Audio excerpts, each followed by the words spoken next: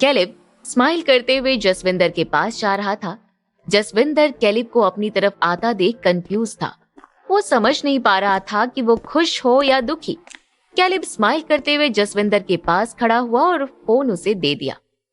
ये लो, तुम्हारे boss call पर हैं, वो तुमसे बात करना चाहते हैं। जसविंदर को ये उम्मीद नहीं थी कि कैलिब ऐसा कुछ कहेगा। उसने अपने दोस्तों की तरफ देखा, फिर हिचकिचाते हुए कैलिब के हाथ से फोन ले लिया था। हेलो, हाँ कौन बोल रहा है? जसविंदर, मैं जिशान बोल रहा हूँ। अब मेरी बात ध्यान से सुनो। जिसने अभी तुम्हें फोन ला कर दिया है वो अब हमारी लॉ फर्म के शेयर होल्डर हैं। अब हमारी फर्म उनके अंडर में काम करेगी। अभी वो किसी प्रॉब्लम में है, पुलिस उनको परेशान कर रही है। तुम तुरंत उनकी हेल्प करो, समझ गए ना? जिशान की बात सुनकर जसविंदर के होश ही उड़ गए थे। उसके कानों ने सुनना ही बंद कर दिया था। वो मुंह खोलकर एक ही बात सोच रहा था कि इतने टाइम में लॉ फर्म कोई कैसे खरीद सकता था। जसविंदर ने कैलिब की तरफ देखा और अपनी लार निकलते हुए तुरंत खड़ा हुआ। सर सॉरी बॉस, क्या आप मजाक कर रहे हैं? क्यों, तुम्हें ऐसा क्यों लगा? जाकर वहां बात को संभालो। और हाँ, अगर तुमने मामला बिगाड़ा तो समझ जाना फिर तुम्हारे साथ क्या होगा। और ऐसे मुंह फाड़कर मुझे क्या देख रहे हो? फोन दो मेरा। वहां खड़े बाकी सब शॉक्ड होकर बस कैलिब को देख रहे थे। उन्हें समझ ही नहीं आया कि एकदम से जसविंदर उसे बॉस क्यों बोलने लगा था। और अब तो जसविंदर कैलिब की चापलूसी भी करने लगा था। जसविंदर ने फोन कैलिब को दिया। सर, ये मेरी गलती है कि मैंने आपको पहचाना नहीं, मुझे माफ कर दीजिए। कैलिब सीरियस होकर बस जसविंदर को देखते जा रहा था। अपनी बकवास बंद करो। अभी तुम्हारे बॉस ने सब कुछ तुम्हें बता दिया है ना। अब जाओ उस प्रॉब्लम को सॉल्व करो। फालतू बात करके मैं अपना मूड खराब नहीं करना चाहता। हाँ सर, बिल्कुल, मैं अभी जाता हूँ।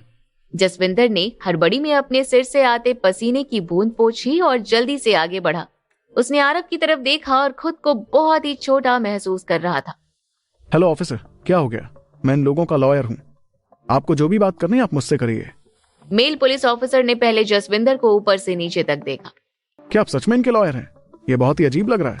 जब आप लोगों का वकील आपके पास की चेयर पर ही बैठा था, फिर उन्हें फोन करने की जरूरत क्यों पड़ी थी? जसविंदर ने बात सुनकर अपना गला साफ किया और थोड़ा सीरियस होकर ऑफिसर की तरफ देखने लगा। हाँ, मैं एसके लॉ फर्म का वकील हूँ। वहाँ जो लोग बैठे हुए हैं हम सारे एक साथ काम करते हैं और ये कोई नाटक या चाल नहीं है। ये बहुत ही अच्छे लोग हैं। आप चाहें तो मैं किसी से भी इनकी ईमानदारी की गवाही दिलवा सकता हूँ, इसलिए मेरी बात मानिए, इन्हें छोड़ दीजिए। लेकिन हमें एक खबर मिली थी कि ऑफिसर इससे पहले कुछ कहती, जसविंदर ने बात ही कट कर दी थी। ठीक है, ये बताइए, खबर देने वाले ने अपना नाम बताया नहीं ना? इसका मतलब कोई मजाक कर रहा होगा। आपने अभी इनके पेपर्स चेक किए, इसमें जब कोई भी प्रॉब्लम नहीं है तो फिर आप किसी अनजान इंसान की बात पर भरोसा करके इन लोगों पर एलिगेशन कैसे लगा सकते हैं? जसविंदर ने पुलिस वालों को अपने ही जाल में फंसा लिया था। अगर पुलिस वालों ने उन्हें ज्यादा परेशान किया और ये बेकसूर निकले तो केस उल्टा पुलिस वालों पर ही होगा।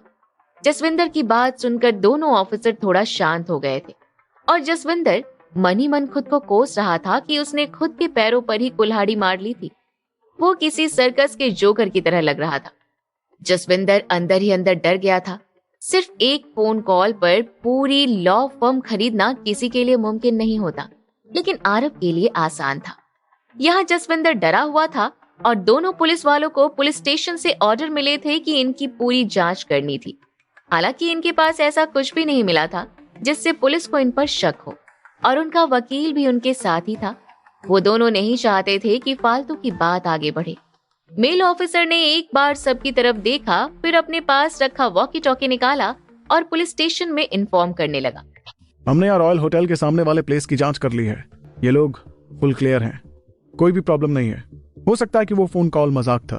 क्या साइबर क्राइम सेल को इन्फॉर्म करके उस कॉल करने वाले को अभी ढूंढ सकते हैं? मैं उसे सबक सिखाना चाहता हूँ। फिर वॉकी टॉकी के दूसरी तरफ से आवाज आई। ओके ऑफिसर, मैं उस कॉल का पता करता हूँ। जैसे ही मुझे कोई इन्फॉर्मेशन मिलती है मैं आपको अपडेट देता हूँ। अब तो जसविंदर का गला पूरी तरह सूख चुका था, उसका चेहरा सफेद पड़ चुका था। उसने धीरे से अपने हाथ पॉकेट के अंदर डाला और अपने फोन को पावर ऑफ करने लगा था। तभी उसका मोबाइल फोन बज उठा था और सबकी नजर जसविंदर पर टिक गई थी। उसने घबराते हुए सबकी तरफ देखा, एक फेक हंसी की और फोन को निकाला। फोन को देखा और कॉल कट कर दिया। ये कंपनी के कॉल से तो मैं परेशान हो चुका हूँ। ओके ऑफिसर, अगर आपकी जांच पूरी हो गई है तो आप लोग यहाँ से जा सकते हैं। तभी पुलिस के वॉकी टॉकी पर एक आवाज आई। हेलो ऑफिसर, साइबर सेल ने उस नंबर पर कॉल किया, लेकिन दूसरी पार्टी ने कोई जवाब नहीं दिया। इसमें जरूर कोई गड़बड़ है। पुलिस ऑफिसर ने जसविंदर की ओर देखा। उसे शक भरी नजरों से देख रहा था। सर, क्या आप अपना फोन मुझे दिखा सकते हैं? जसविंदर ने ऐसे दिखाया जैसे उसे बहुत ही गुस्सा आ गया था। क्या मतलब? आपको क्या लगता है कि ये सब मैंने किया है? देखिए, बिना किसी प्रूफ के आप किसी पर भी ऐसे एलिगेशन नहीं लगा सकते। आप अभी इन पर इल्जाम लगा रहे थे और अब आप मुझ पर। देखिए, मैं अपना फोन आपको नहीं दे सकता, ये मेरी पर्सनल प्रॉपर्टी है। देखिए, मैं आपको लास्ट बार कह रहा हूं, आप अपना मोबाइल मुझे दे दीजिए। हमें इसकी जांच करनी होगी। अगर आप इनकार करते हैं तो मुझे मजबूरन कार्रवाई करनी पड़ेगी। इतना बोलते ही पुलिस ने अपनी कमर के राइट साइड लगी गन पर हाथ रख लिया था। जसविंदर अब और ज्यादा टेंशन में आ गया था। जसविंदर इसे जल्दी से खत्म करना चाहता था। वो अपना मोबाइल देकर आरव के सामने खुद को गलत प्रूफ नहीं करना चाहता था। ऑफिसर, ये तो बस एक छोटी सी बात है, आप इस पर गन क्यों निकाल रहे हैं? इसकी कोई जरूरत नहीं है। अपनी बकवास बंद करो, जल्दी से अपना फोन मुझे दो। ऐसा लग रहा था अगर जसविंदर ने अपना फोन नहीं दिया तो पुलिस ऑफिसर सच में उसे गोली मार देगा। ये देख अदिति भी डर गई थी। किडनैपिंग के टाइम ही उसने गन्स देखी थी। फिर से देखकर वो और ज्यादा घबरा गई थी। आरव, ये सब क्या हो रहा है? पुलिस को बस जसविंदर पर शक है। अगर उसने कुछ नहीं किया है तो पुलिस उसे छोड़ देगी। तुम घबराओ मत। ये बस पुलिस वालों का एक प्रोसेस है ताकि सामने वाला डर कर सच बता दे। मेल ऑफिसर ने फीमेल ऑफिसर को इशारा किया। जाओ, उसका फोन लेकर आओ।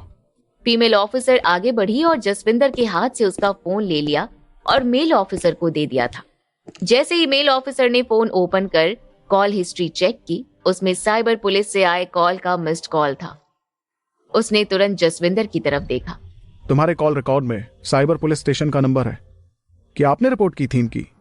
जसविंदर ऐसे दिखा रहा था जैसे उसे कुछ भी पता ही ना हो। आप किस बारे में बात कर रहे हैं? मुझे कुछ भी समझ में नहीं आ रहा है। मेल ऑफिसर ने ज्यादा कुछ नहीं कहा। बिना कुछ बोले अपने पास रखी हथकड़ी निकाली और जसविंदर की तरफ आगे गया। आप पर दूसरे इंसान को फंसाने और झूठी रिपोर्ट लिखवाने का शक है, इसलिए आपको अरेस्ट करता हूं। आपको मेरे साथ पुलिस स्टेशन चलना होगा, और अगर आप हमारे साथ शांति से नहीं चले तो हमें जबरदस्ती करना भी आता है।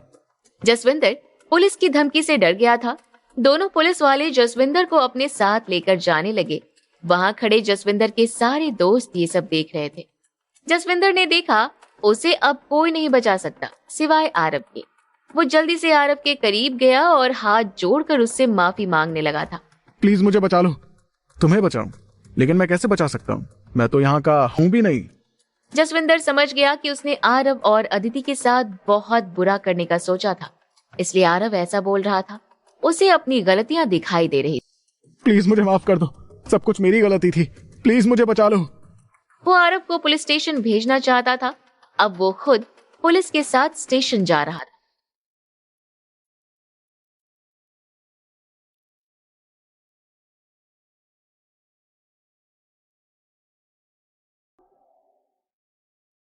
जसविंदर माफी मांग रहा था, लेकिन आरव के चेहरे पर सिंपैथी का एक भी भाव नहीं दिख रहा था।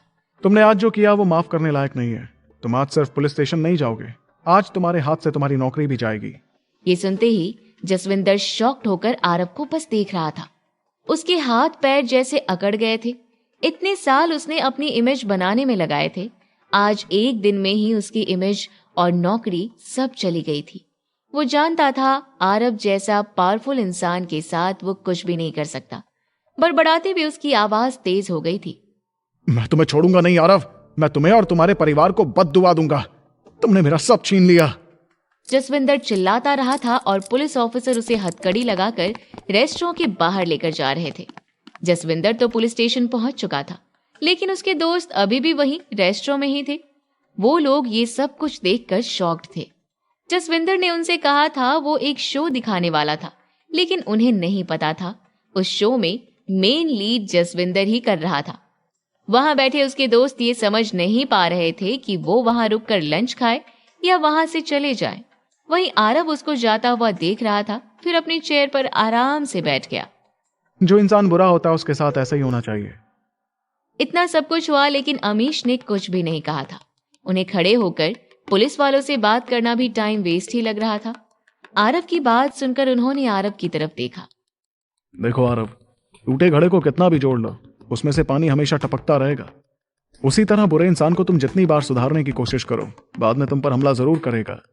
ये बोलकर अमीश ने बेबी को अदिति को दिया और खड़े होकर अपने कपड़े सही करे और आरव को एकटक देखकर बोले, ऐसे लोगों से भिड़कर अपनी इमेज डाउन मत किया करो। आगे फ्यूचर में बहुत कुछ करना है तुम्हें। मैं अब जा रहा हूँ, तुम अपने प्रॉमिस को याद रखना। 3 साल से एक भी दिन ज्यादा नहीं दूंगा मैं। अमीश वहां से निकलकर रेस्टोरेंट से बाहर चले गए थे। उनके पीछे पीछे कैलिब भी वहां से चला गया था। उन दोनों के जाने के बाद अदिति ने अपनी गोद में बेबी को संभाला और लेफ्ट हैंड से आरव को पकड़ा और उसके शोल्डर पर सर रखकर आंखें बंद कर ली थी। आरव, आज हम यहीं किसी होटल में रूम ले लेते हैं।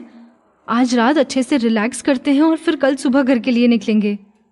आज मैं बस तुम्हारे साथ रहना चाहती हूँ। अदिति के शब्दों से साफ पता चल रहा था कि अब उसे आरव से कोई भी शिकायत नहीं थी। उसकी नजर में आरव वही पहले वाला आरव था जिसे वो हमेशा प्यार करती आई थी। और अब जब उसने आरव का प्यार देखा जो उसके लिए अपने परिवार तक से लड़ने के लिए रेडी था, ये देख उसके मन में आरव के लिए प्यार पहले से 2 गुना हो गया था। तुम कहो तो कुछ दिन हम कहीं बाहर भी रह सकते हैं, जहां सिर्फ हम 3 ही होंगे। नहीं, बेबी अभी छोटा है। हमें अभी सबसे पहले अपने घर जाना चाहिए। ये सुनकर आरव ने हाँ में सिर हिला दिया। फिर उसने सामने रॉयल होटल में एक रूम बुक किया और कुछ देर आराम करने के बाद वो लोग बेबी के लिए कुछ सामान खरीदने चले गए थे। अगले दिन की सुबह ही दोनों ने होटल छोड़ दिया और अपने घर के लिए निकल गए। आरव ने पहले ही रीना को मैसेज करके बता दिया था, इसलिए उसने एक दिन पहले ही आरव के आने की पूरी तैयारी कर दी थी। रीना एक रेस्टोरेंट में बैठकर आरव के आने का वेट कर रही थी। शहर पहुंचते ही आरव रीना से मिलने गया। रेस्टोरेंट में जैसे ही रीना ने आरव के साथ अदिति को देखा तो चौंक गई थी। वो सरप्राइज होकर अदिति और उनके बेबी को देख रही थी। रीना को ये नहीं पता था कि अदिति और आरव के बीच की दूरियां अब खत्म हो गई थी। Welcome boss. बॉस? अदिति थोड़ा कंफ्यूज होकर रीना की तरफ देख रही थी। फिर उसी कंफ्यूजन में उसने आरव की तरफ देखा। मिस रीना, आप आरव को बॉस क्यों बोल रही हैं? ये सुनकर आरव के चेहरे पर हल्की स्माइल थी। अरे वो तुम्हें बॉस बोल रही है। रीना, तुम ही समझाओ अदिति को। ये सुनकर तो अदिति और भी कंफ्यूज हो गई थी। आरव और अदिति की बातों से रीना समझ गई कि उनके बीच की दूरियां पूरी तरह से खत्म हो चुकी थी। उसकी खुशी का ठिकाना नहीं था। रीना हमेशा से जानती थी कि आरव अदिति से बहुत प्यार करता है और जहां तक अदिति का सवाल था, उसने आरव को अपने दिल के सबसे अहम कोने में छिपा कर रखा था। पिछली बार जो घटना हुई थी जिसके कारण से ये दोनों अलग हो गए थे, रीना को उम्मीद नहीं थी कि ये लोग इतनी जल्दी क्लोज आ जाएंगे। हाँ अदिति, तुम ही बॉस हो। तुम्हें पता है, Phoenix entertainment and culture company Aarav sir ने तुम्हारे लिए बनाई थी। Phoenix live stream, real estate और होटल रंग महल सब तुम्हारे नाम पर है। तो असली बॉस कौन हुआ? अदिति को रीना की बातों पर विश्वास ही नहीं हो रहा था। उसे कभी उम्मीद नहीं थी कि आरव ने पास्ट में उसके लिए इतना कुछ किया होगा। अदिति ने आरव की तरफ देखा। क्या ये सब कुछ सच है? आरव ने स्माइल किया और हाँ में सिर हिला दिया था। बेबी, अगर मैं तुम्हें पहले अपनी असली पहचान बता देता तो शायद तुम मुझे एक्सेप्ट नहीं करती। इसलिए मैंने चुपचाप तुम्हारे नाम पर एक कंपनी बनाई। लेकिन अब तुमसे कुछ भी नहीं छिपा और ना ही मैं अब तुमसे कुछ भी छिपाना चाहता हूँ। जिस विला में हम रहते थे वो विला भी मैंने तुम्हारे लिए खरीदा था। ये सब सुनकर अदिति की आंखें भर आई थी। अदिति को ये सब कभी पता नहीं चलता अगर आरव उसे नहीं बताता तो। आरव? इतना बोलते ही अदिति आरव के गले लगकर रोने लगी थी। वो खुद को संभाल नहीं पा रही थी। कानूनी तौर पर वो दोनों अब अलग हो चुके थे, लेकिन दिल के रिश्ते अभी भी जुड़े हुए थे। आरव ने अपनी बाहों में अदिति को कसकर पकड़ लिया था, जैसे वो अदिति को कहीं भी जाने नहीं देना चाहता था। रोना मत दिया, रोने से तुम्हारा हेडेक और बढ़ जाता है। अदिति ने अपने आंसू पोंछे और खुद को नॉर्मल किया। तभी रीना ने बात को घुमा दिया था। अदिति, ये तुम्हारा बेबी है ना? कितना सुंदर लग रहा है ये। अदिति ने स्माइल करते हुए हाँ में सिर हिलाकर रीना के सवाल का जवाब दे दिया था। तभी आरव से रहा नहीं गया। उसने तुरंत ही आगे के सवालों के जवाब पहले ही रीना को दे दिए थे। हमने इसका नाम आरत रखा है। हाँ, अभी थोड़ा छोटा ही है क्योंकि इसका बर्थ जन्म से थोड़ा पहले हो गया था। रीना ने स्माइल करते हुए आरव और अदिति दोनों को कांग्रेचुलेट किया। बॉस, मुझे लगता है आपको बेबी होने की खुशी में पार्टी देनी चाहिए।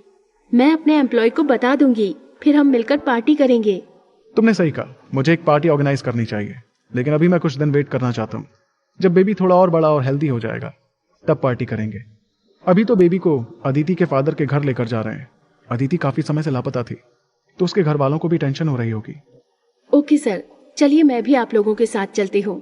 कुछ देर और आप लोगों से बात हो जाएगी। रीना आरव और अदिति के साथ बीना जी के घर पहुंचे। आरव और अदिति कार से बाहर निकले और रीना कार के अंदर ही बैठी हुई थी। अब मैं आपके परिवार मिलन के बीच में नहीं आना चाहती, इसलिए मैं चलती हूँ, और आपको कोई काम हो तो मुझे तुरंत कॉल करना। रीना ने उन्हें बाय किया और वहां से चली गई थी। आरव और अदिति ने एक दूसरे को देखा, फिर एक साथ घर की तरफ चले, लेकिन मेन गेट के पास पहुंचते ही अदिति वहां अचानक से रुक गई थी। आरव, हम मॉम डैड को मेरी किडनैपिंग के बारे में नहीं बताएंगे। हालांकि मुझे या तुम्हें कुछ हुआ नहीं है, लेकिन फिर भी मैं नहीं चाहती उन्हें इस बारे में कुछ भी पता चले। ठीक है, मैं इस बात का जिक्र भी नहीं करूंगा। एक और बात, अभी ने तुम्हारे रिच फैमिली के बारे में कुछ भी मत बताना। ये सुनकर आरव थोड़ा कंफ्यूज हो गया था। उसे अब किसी का भी डर नहीं था। क्यों अदिति, ऐसा क्यों बोल रही हो? अगर उन्हें मेरी असलियत पता चल जाएगी तो उन्हें हमारा साथ रहना बुरा नहीं लगेगा, बल्कि उल्टा वो हमारा सपोर्ट करेंगे।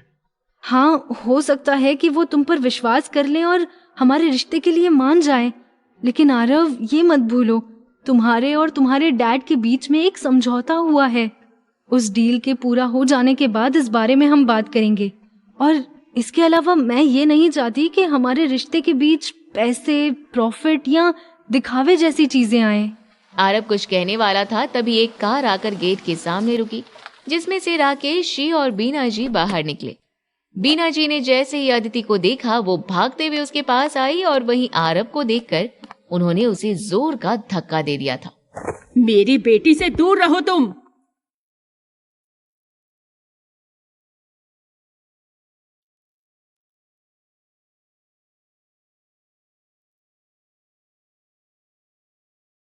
बीना जी का गुस्सा जायज था।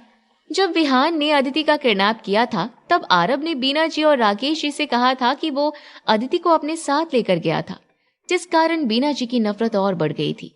उनको अब भी यही लग रहा था कि आरव अदिति का पीछा नहीं छोड़ रहा है। राकेश जी गुस्से में आरव को देख रहे थे। तुम यहाँ क्यों आए हो? तुमने खुद अदिति को तलाक दिया था, अब उसे परेशान मत करो और अभी यहाँ से जाओ, नहीं तो मैं पुलिस को बुला दूंगा। राकेश जी आरव पर गुस्सा कर ही रहे थे कि तभी बीना जी की नजर अदिति के गोद में लिए बच्चे पर गई। अदिति, ये बच्चा? क्या तुम माँ बन गई? लेकिन तुम्हारी डिलीवरी का टाइम तो अभी नहीं आया था। राकेश जी ने भी अदिति की तरफ देखा, उन्हें भी टेंशन हो रही थी। वो जल्दी से अदिति के करीब आए। बेटा, तुम ठीक हो ना? क्या हुआ था तुम्हारे साथ? अदिति शांत खड़ी थी। बीना जी ने 2 बच्चों को जन्म दिया था। वो समझ गई थी कि इस बच्चे की डिलीवरी टाइम से पहले ही हो गई थी। उन्होंने अदिति से इसी बारे में सवाल किया था। अदिति ने देखा राकेश जी और बीना जी उसके लिए बहुत परेशान थे। मॉम डैड, घबराने की कोई बात नहीं है, मैं ठीक हूँ। हाँ मॉम, इस बेबी ने टाइम से पहले ही जन्म ले लिया था, लेकिन किस्मत से बेबी ठीक है। और देखिए, आपका ग्रैंडसन आप लोगों के सामने है। अदिति ने बहुत ही खुश होकर बेबी को बीना जी को देने के लिए हाथ आगे बढ़ाया, लेकिन बीना जी के अंदर कोई भी खुशी नहीं दिख रही थी। इसके बजाय वो गुस्से में आरव को बस घूरे जा रही थी। आरव, इन सब के पीछे तुम हो।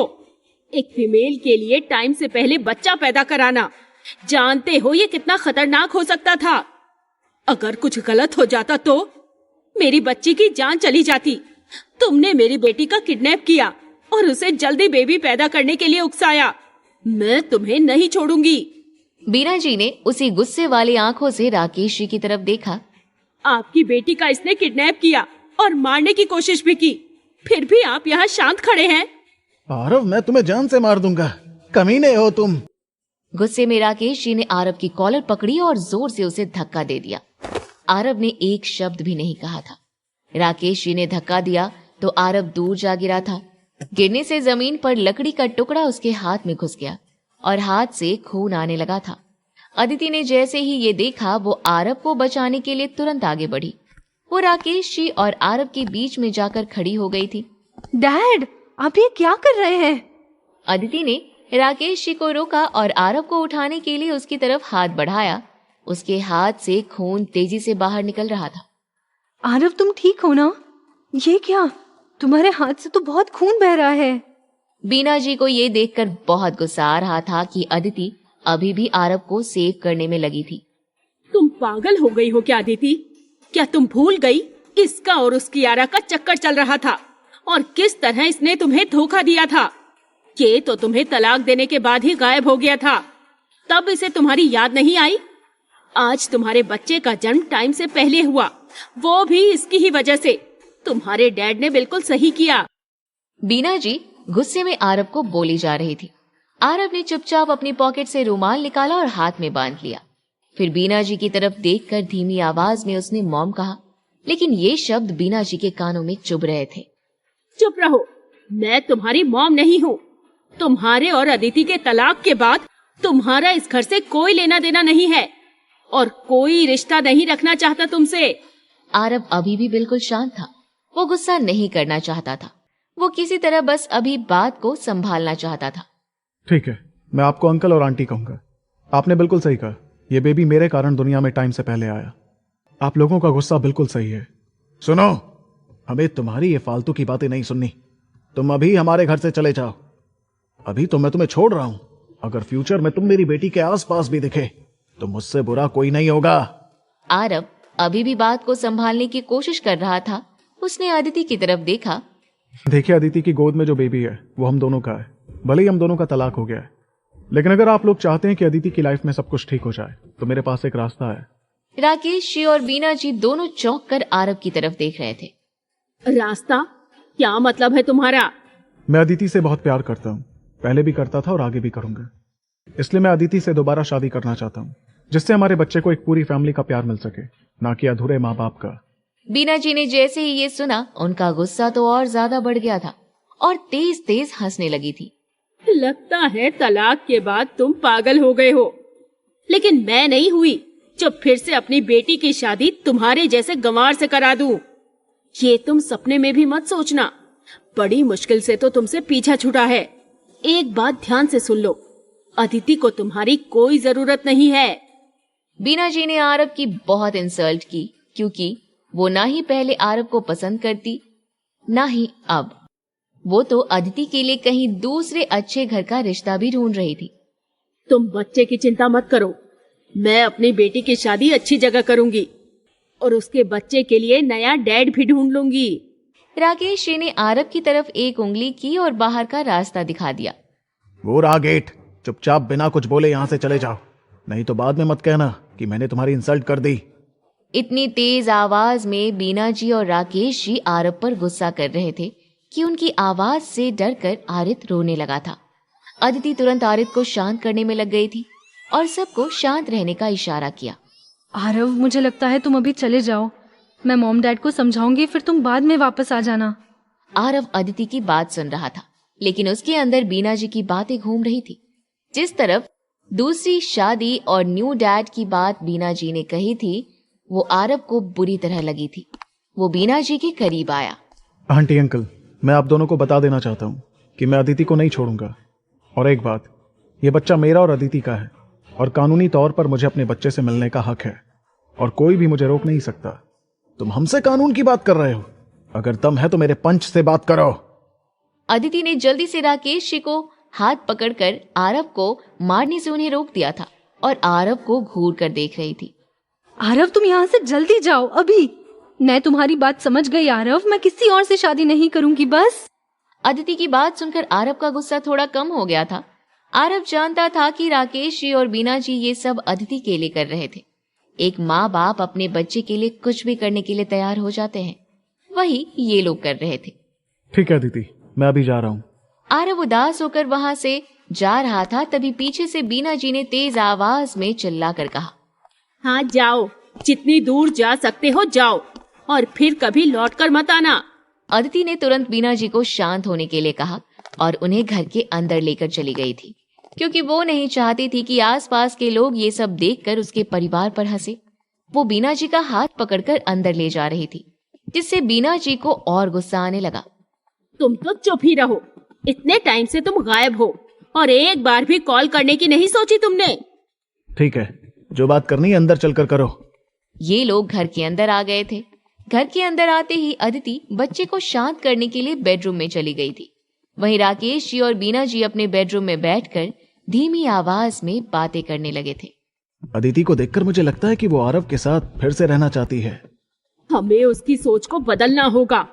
हम उन दोनों को दोबारा साथ आने नहीं दे सकते। ये मत भूलो कि हमने रीना जी के साथ क्या सीक्रेट एग्रीमेंट साइन किया था और किस लिए करोड़ रुपए लिए थे। अब बच्चा पैदा हो गया है तो वो हमसे बच्चा लेने आएगी, तब हम क्या करेंगे?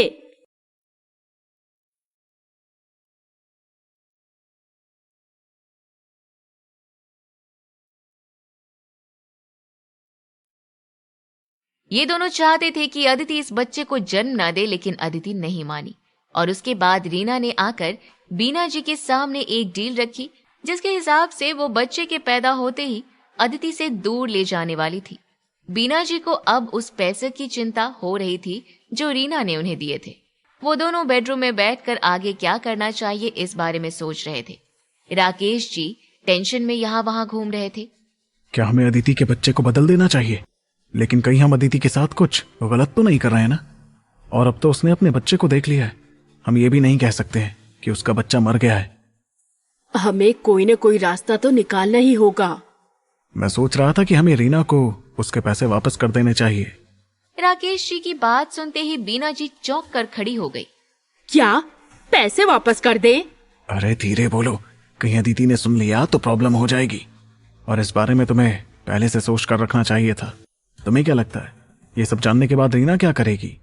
कोई भी इतना बड़ा दानी नहीं है कि इतने सारे पैसे ऐसे ही किसी को दे दे। राकेश जी ने बीना जी को समझाने की कोशिश की। उनके दिमाग में चल रहा था कि अगर रीना ने सब कुछ अदिति को बता दिया तो क्या करें? एक तो आरव अदिति का पीछा ही नहीं छोड़ रहा। ऐसा लग रहा है जैसे फेविकोल की तरह हमारी बेटी से चिपक गया है। इस बच्चे के कारण वो फिर से हमारे घर में घुस आएगा।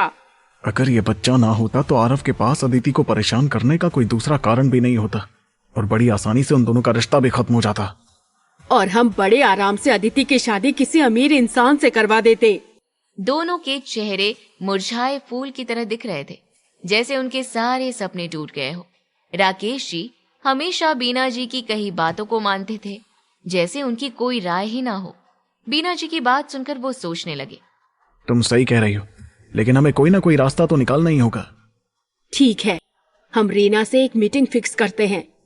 फिर किसी बहाने बच्चे को बाहर लेकर जाएंगे और बच्चा रीना को दे देंगे। और जब अदिति पूछेगी तो हम कह देंगे कि बच्चा चोरी हो गया। राकेश जी कुछ बोले नहीं। वो बेड के बाजू में रखी चेयर पर बैठ गए और सोचने लगे थे। तुम्हें लगता है कि ये बोलने जितना आसान होगा? अदिति ये खबर सुनते ही भड़क गई तो? राकेश जी का डर देखकर बीना जी गुस्से से उनकी तरफ देखने लगी थी। इतना डर क्यों रहे हो? आप ये मान लो कि हम इस बच्चे की किस्मत ही बना रहे हैं। अगर वो बच्चा रीना के साथ गया तो वो अच्छे से रह पाएगा। कम से कम इस नरक भरी जिंदगी से तो बाहर निकलेगा। और जहाँ तक अदिति की बात है तो टाइम के साथ धीरे धीरे वो भी भूल जाएगी। ये दोनों बातें कर ही रहे थे, तभी उनके रूम का डोर नॉक हुआ। नॉक की आवाज सुनते ही दोनों शांत हो गए थे। तभी अदिति की आवाज आई। मॉम, डैड, आप लोग बेडरूम में क्या कर रहे हैं? अदिति की आवाज सुनते ही बीना जी और राकेश जी घबरा गए थे। उन्हें लग रहा था कि कहीं अदिति ने उनकी बातें सुन तो नहीं ली थी। बीना जी ने राकेश जी को दरवाजा खोलने का इशारा किया। राकेश जी उठकर गए और फेस एक्सप्रेशन थोड़ा चेंज करके टेंशन वाले मूड के साथ डोर ओपन किया। क्या हुआ बेटा? अदिति ने रूम के अंदर झांक कर देखा। अंदर बीना जी दूसरी तरफ मुंह करके बैठी हुई थी। अदिति को लगा आरव की बात से वो उससे नाराज थी। वो रूम के अंदर आ गई। मॉम, डैड, आप लोग नाराज क्यों हैं? क्या हम लोग बैठकर बात कर सकते हैं? अगर तुम आरव से रिलेटेड बात करना चाहती हो तो बेहतर होगा कुछ ना कहो। अदिति कुछ बोलने जा ही रही थी कि बीना जी की बात सुनकर वो शांत हो गई और सिर नीचे करके वहीं बेडरूम में खड़ी रही। बीना जी उसकी तरफ घूमी और उसे समझाने लगी। देखो अदिति, मैं माँ हूँ तुम्हारी, तुम्हारा भला ही सोचूंगी।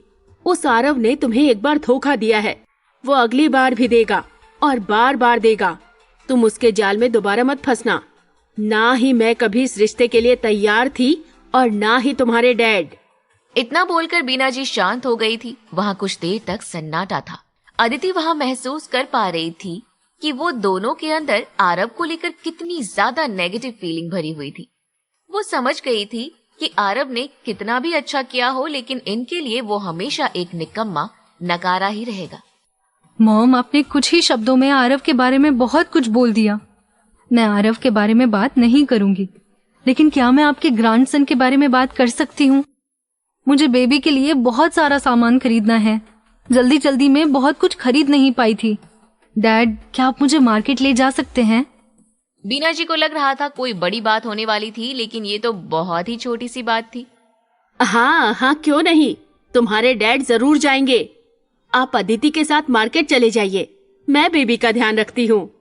अदिति के चेहरे पर स्माइल आ गई थी। चाहे कितना भी गुस्सा हो, लेकिन बीना जी हमेशा उसकी हेल्प के लिए तैयार रहती हैं, ऐसा अदिति को लगता था। Thanks mom. अदिति बीना जी से बात कर रही थी। तब तक राकेश जी रूम से बाहर चले गए, क्योंकि वो समझ गए थे कि बीना जी के दिमाग में क्या चल रहा था।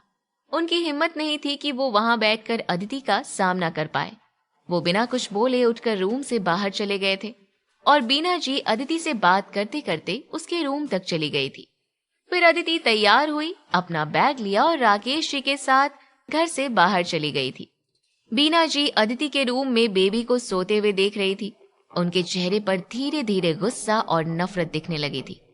एक कहावत थी, अगर आप किसी से प्यार करते हैं तो उसकी बुरी चीजों को भी पसंद करते हैं, लेकिन इसका उलट भी होता है।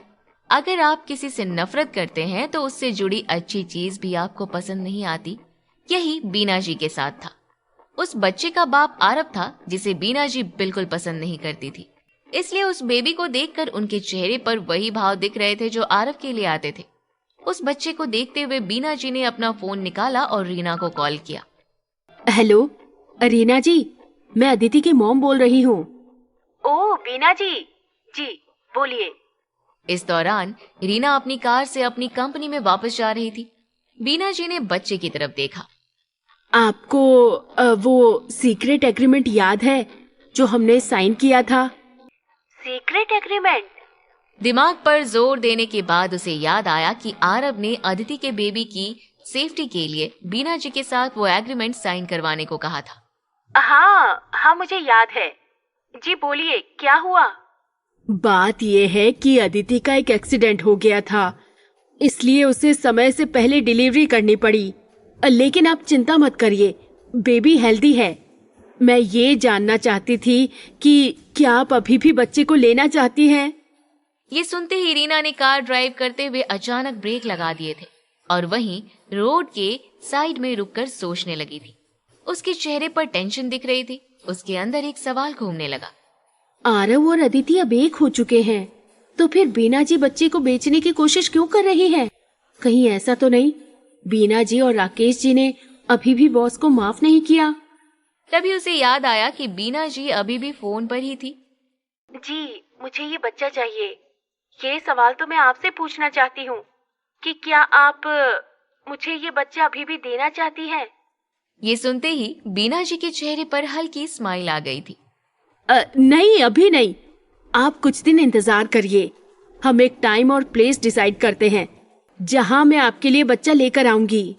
ठीक है, आप मेरे अपडेट का वेट करिए। प्लेस और टाइम मैं बताती हूँ। इतना बोलकर रीना ने फोन कट कर दिया था। रीना से बात करने के बाद बीना जी ने एक लंबी सांस ली, लेकिन कार में बैठी रीना के चेहरे पर टेंशन दिख रही थी। उसने तुरंत ही आरव को फोन लगाया। बॉस, ये बीना जी बहुत ही गिरी हुई इंसान है। पैसों के लिए वो अपनी बेटी के बच्चे को बेचने के लिए तैयार हो गई है। क्या हमें ये अदिति को बता देनी चाहिए? नहीं, हमें इस बारे में अदिति को कुछ भी नहीं बताना है, नहीं तो उसका दिल टूट जाएगा। तुम बीना जी से 3 दिन बाद होटल सिम्बा में मिलना। मैं खुद वहां रहूंगा। उनके सामने बैठकर बात करूंगा।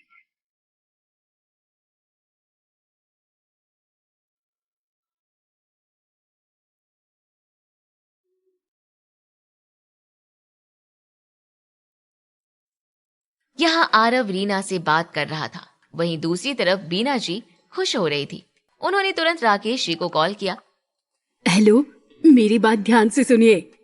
मैंने अभी रीना से बात की, वो बच्चा लेने के लिए तैयार है। राकेश जी अदिति के साथ मार्केट में थे। बीना जी से बात करने के लिए वो थोड़ा दूर आए। अच्छा, फिर हमें जल्दी से कोई प्लान बनाना पड़ेगा। यहाँ अदिति बच्चे को लेकर बहुत सीरियस है। हम जितना डिले करेंगे हमारे लिए प्रॉब्लम उतनी बढ़ती जाएगी। आप टेंशन मत लो, 3 दिन बाद मेरी रीना से मीटिंग होने वाली है और उसके बाद तुरंत ही हम एक अच्छा सा प्लान बनाएंगे और देखना अदिति को इस बारे में भनक तक नहीं लगेगी। राकेश जी अदिति की तरफ मुड़कर देख रहे थे। उसके चेहरे की स्माइल बता रही थी कि वो माँ बनकर कितनी खुश थी। बार बार वो यही सोच रहे थे कि वो अदिति की खुशियों को उससे दूर कैसे कर सकते थे। फिर उन्होंने बात करने के बाद फोन कट कर दिया था और बीना जी स्माइल करते हुए बेबी के पास आकर बैठी और उसे एकटक देखने लगी। इसका चेहरा बिल्कुल आरव की तरह है। अगर ये यहाँ रहा तो हर दिन मुझे उस निकम्मे की याद दिलाता रहेगा और मैं ये बिल्कुल नहीं चाहती। पहले इसके बाप ने मेरी बेटी की जिंदगी बर्बाद की और अब ये उसकी जिंदगी बर्बाद करने आ गया। बीना जी गुस्से में आरव को टॉन्ट मार रही थी और वहां आरव रीना से बात करने के बाद शांति से अपने विला में बैठा कुछ सोच रहा था। आरव ने राकेश जी की मार और बीना जी के ताने को दिल पर नहीं लिया था, लेकिन ये बच्चा बेचने वाली बात आरव को बुरी लगी थी। उसे लग रहा था कि बीना जी ने एक बार भी अपनी बेटी की खुशी के बारे में नहीं सोचा था। अगर रीना की जगह किसी और के साथ ये डील होती तो बच्चे को वापस लाना बहुत ही मुश्किल हो जाता। उसे बहुत ही गुस्सा आ रहा था और अब वो राकेश जी और बीना जी को सबक सिखाना चाहता था। आरव अपने विला से बाहर निकला और सीधे होटल सिम्बा पहुंच गया था। वहां उसकी मुलाकात हेड शेफ से हुई। मिस्टर अंबानी, कितने दिनों बाद आपसे मुलाकात हो रही है। हेड शेफ पहले से और रिच दिख रहा था। उसने अब शेफ का सूट नहीं पहना था। अब वो प्रॉपर बिजनेसमैन वाले लुक में रहता था। उसे देखकर लग रहा था ये होटल अब पहले से ज्यादा बिजनेस करने लगा था। आरव के सामने वो बहुत ही नॉर्मल था क्योंकि वो जानता था आज वो जो कुछ भी था वो आरव के कारण ही था। हाँ, काफी टाइम हो गया।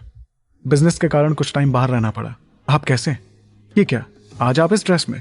क्या आपने शेफ का काम छोड़ दिया? अब आपके हाथ का खाना नसीब नहीं होगा क्या? हेड शेफ के चेहरे पर टेंशन दिखने लगी। मिस्टर अंबानी, अब मैं आपको क्या बताऊं, मेरी सिचुएशन अब और टफ होती जा रही है।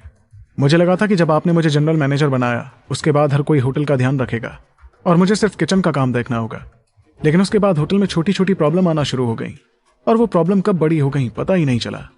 हेड शेफ ने आरव को होटल का सारा हाल सुनाया। उसने बताया कि मैनेजमेंट में बहुत सारे लूप होल थे।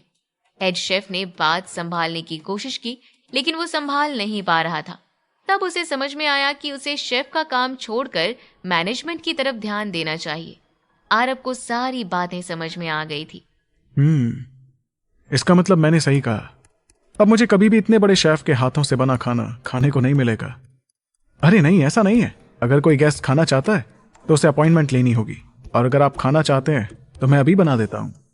ठीक है, लेकिन पहले एक रूम अरेंज करवाओ, मैं थोड़ा आराम करना चाहता हूँ।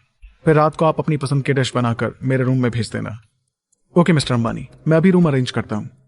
हेड शेफ ने आरव के लिए होटल सिम्बा के सबसे अच्छे रूम में उसे रुकने का इंतजाम किया था।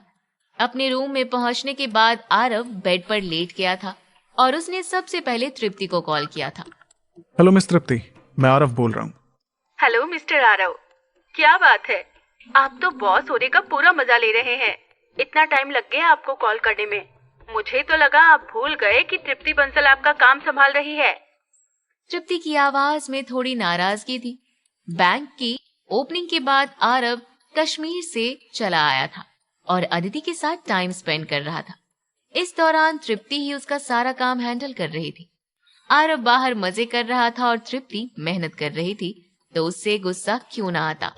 नहीं, मैं भूला नहीं हूँ। तुम नहीं होती तो मैं अकेला सब संभाल भी नहीं पाता। इसके लिए थैंक यू। अभी मैं अदिति को उसके मॉम डैड के पास वापस छोड़ने आया हूँ और कुछ दिनों में मैं कश्मीर भी लौट आऊंगा। मैंने बैंक के रिगार्डिंग कॉल किया है। तृप्ति को अदिति का नाम सुनकर थोड़ा अजीब लगा। वैसे उसने आरव से शादी के लिए मना कर दिया था, लेकिन उसे बार बार ऐसा लगता था जैसे वो अदिति से हार गई हो। बैंक में सब कुछ सही चल रहा है। फिलहाल बैंक में लगभग 60 करोड़ की बचत हुई है और भी बहुत सारे बिजनेसमैन हैं जो हमारे बैंक से लोन ले रहे हैं और हम अच्छा प्रॉफिट जनरेट कर पा रहे हैं। आरव को ये प्रॉफिट बहुत कम लग रहा था। उसे और बड़े बड़े इन्वेस्टर चाहिए थे जो उसकी हेल्प कर सके। तुमने कहा था तुम मिस्टर बंसल से इस बारे में बात करोगी, उसका क्या हुआ? मैंने इस बारे में डैड से बात की थी और फैमिली में कई दिनों तक इस बारे में डिस्कशन किया, लेकिन अभी तक उन्होंने इस बारे में कुछ नहीं कहा। डैड का कहना है कि कुछ लोग इसका सपोर्ट कर रहे हैं लेकिन कुछ नहीं, इसलिए इतना डिले हो रहा है। तृप्ति बोलते बोलते रुक गई थी, जैसे कुछ बात वो बोलने से कतरा रही थी, लेकिन आरव को उसकी चुप्पी समझ में आ गई। मुझे ऐसा क्यों लग रहा है जैसे तुम मुझसे कुछ छुपा रही हो, बताओ क्या हुआ? वो एक्चुअली तुम अंबानी फैमिली में अभी भी अपनी जगह नहीं बना पाए, इसलिए डैड थोड़ा कंफ्यूज हैं। मुझे लग ही रहा था यही रीजन होगा। जब तक आरव और तृप्ति की शादी की बात चल रही थी तब तक बंसल परिवार आरव की हेल्प करने के लिए खड़ा था, लेकिन अब वो सपोर्ट नहीं करना चाहते थे। आरव कुछ सोचने लगा, तभी तृप्ति ने उसे कुछ सजेस्ट किया। अगर तुम चाहते हो कि डैड हमारे बैंक में इन्वेस्ट करें और हमें प्रॉफिट हो तो उसके लिए 2 रास्ते हैं। 2 रास्ते? पहला कि तुम हमारे बैंक के मोस्ट शेयर बंसल ग्रुप को दे दो और उन्हें भी प्रॉफिट का हिस्सा दो, और दूसरा कि तुम खुद जाकर उनसे बात करो और उन्हें अग्री करवाओ। मुझे लगता है तुम अपनी बातों से डैड को इम्प्रेस कर ही लोगे। अब तुम्हारे ऊपर है, तुम सोचकर बताओ कौन सा तरीका तुम्हें सही लगता है। आरव कुछ देर तक रूम में यहाँ से वहाँ घूमता रहा, फिर विंडो के पास जाकर खड़ा हो गया था। मैं तुरंत में कोई फैसला नहीं कर पा रहा हूँ, मुझे थोड़ा टाइम दो, मैं तुम्हें बताता हूँ, या फिर कुछ दिनों बाद मैं वहां आ जाऊंगा, तब हम बैठकर इस बारे में बात करेंगे। इतनी बात होने के बाद आरव फोन कट करने ही वाला था कि तृप्ति को कुछ याद आया। अरे तुम्हें एक और बात बतानी थी। हाँ बोलो। तुम्हें याद है बैंक ओपनिंग डे के दिन कुछ रिपोर्टर्स कियारा का इंटरव्यू लेना चाहते थे? हाँ याद आया, क्यों क्या हुआ? उन रिपोर्टर्स ने मौका देखकर कियारा का इंटरव्यू लिया और उसका इंटरव्यू बहुत फेमस हो गया। अब कियारा का इंटरव्यू वर्ल्ड के टॉप मैगजीन ने छापे हैं। ये सुनकर आरव के चेहरे पर भी स्माइल आ गई थी। ये तो बहुत ही अच्छी खबर है। कियारा की जितनी अच्छी इमेज क्रिएट होगी उतना हमारे बैंक और कंपनी के लिए अच्छा होगा। और एक काम करो, हनुमा को इन्फॉर्म कर दो कि कियारा की मदद के लिए और लोग दे और उसकी सेफ्टी का ध्यान रखे। मैं चाहता हूँ कि उसे किसी भी चीज की कमी ना हो। तृप्ति ने ओके कहा और फिर फोन कट कर दिया था। आरव के लिए इन्वेस्टर लाना और प्रॉफिट जनरेट करना बहुत ही जरूरी था। साथ ही साथ उसे अमीश से 3 साल का प्रॉमिस भी पूरा करना था, तभी वो अदिति के साथ रह सकता था। मुझे जल्द से जल्द अदिति को उस घर से निकालना होगा, तभी मैं आगे के काम पर फोकस कर पाऊंगा।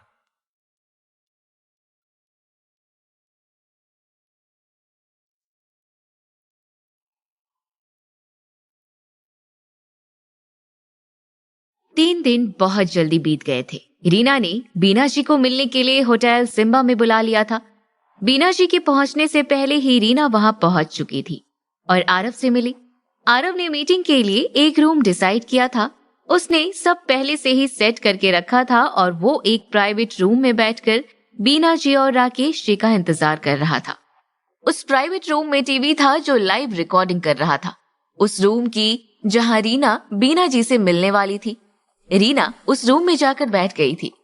वहां हर जगह कैमरा लगे हुए थे और आरव प्राइवेट रूम में बैठकर टीवी की स्क्रीन पर सब कुछ देख रहा था।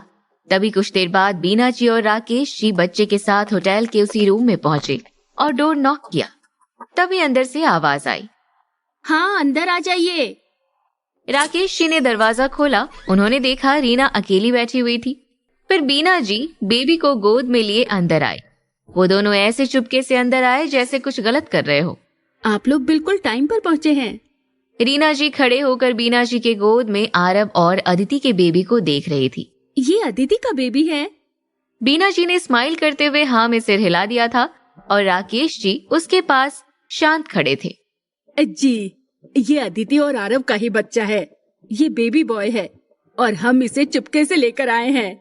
अभी अदिति किसी काम से मार्केट गई हुई है, उसे इस बारे में कुछ भी नहीं पता। क्या मैं बेबी को गोद में खिला सकती हूँ? लेकिन जैसे ही रीना ने बेबी को लेने के लिए हाथ बढ़ाया, वैसे ही बीना जी ने बेबी को छिपा लिया था। हाँ, आप बेबी को देख सकती हैं, लेकिन अगर पैसे। ये सुनकर एक पल के लिए रीना को बीना जी पर बहुत गुस्सा आया। उसकी लालच देखकर किसी को भी गुस्सा आ सकता था। बीना जी ऐसी लेडी थी जो अपने खुद के पोते से ज्यादा पैसे पसंद कर रही थी। रीना उसकी आंखों में देखती रही, फिर उसने अपने गुस्से को दबा लिया और फेक स्माइल हंसने लगी। पैसे वो तो कब से तैयार करके रखे हैं। मैं अभी किसी को बोलकर पैसे आपके अकाउंट में ट्रांसफर करने के लिए बोल देती हूँ।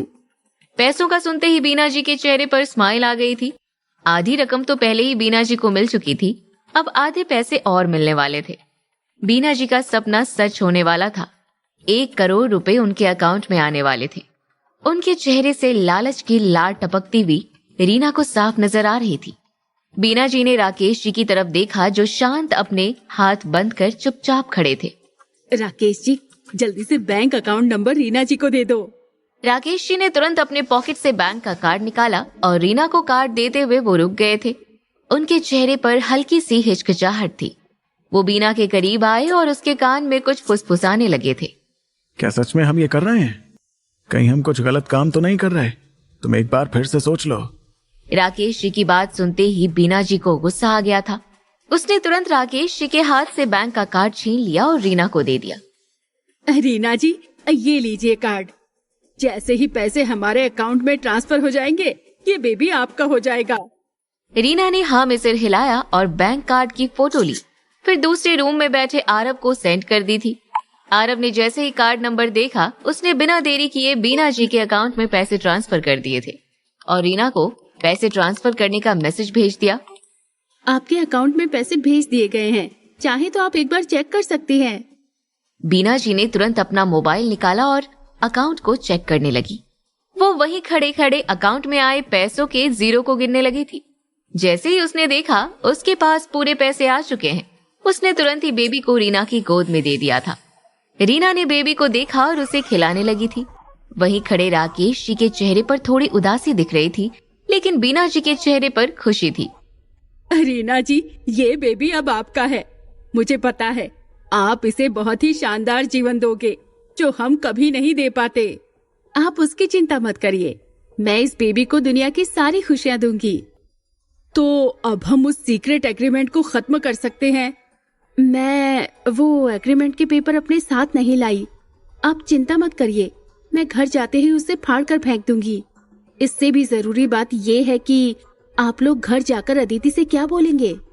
राकेश जी को वहां खड़े ये सारी बातें सुन रहे थे। उन्हें बिल्कुल अच्छा नहीं लग रहा था। उन्होंने इशारा करते हुए बीना जी से चलने के लिए कहा। फिर कुछ देर बाद रीना ने उन्हें जाने के लिए बोल दिया। जैसे ही दोनों रूम से बाहर निकले, राकेश जी का चेहरा देखकर बीना जी का मूड खराब हो गया था। उनके चेहरे पर टेंशन दिख रही थी। ऐसे मुंह लटका कर क्यों चल रहे हो? और घर चलने के बाद अदिति से फालतू की बातें मत करने लगना। अगर अदिति को पता चल गया कि हमने ही उसका बच्चा रीना को दे दिया है, तो वो हमें कभी माफ नहीं करेगी। तुम मानो या ना मानो, उस एग्रीमेंट पर तुम्हें साइन नहीं करना चाहिए था। जब हम घर जाएंगे और अदिति को उसका बच्चा नहीं मिलेगा, तब वो कितना रोएगी। इसके बारे में तुमने कभी सोचा है? मेरा तो सोच कर ही दिल बैठा जा रहा है। बीना जी उदास होने का नाटक कर रही थी।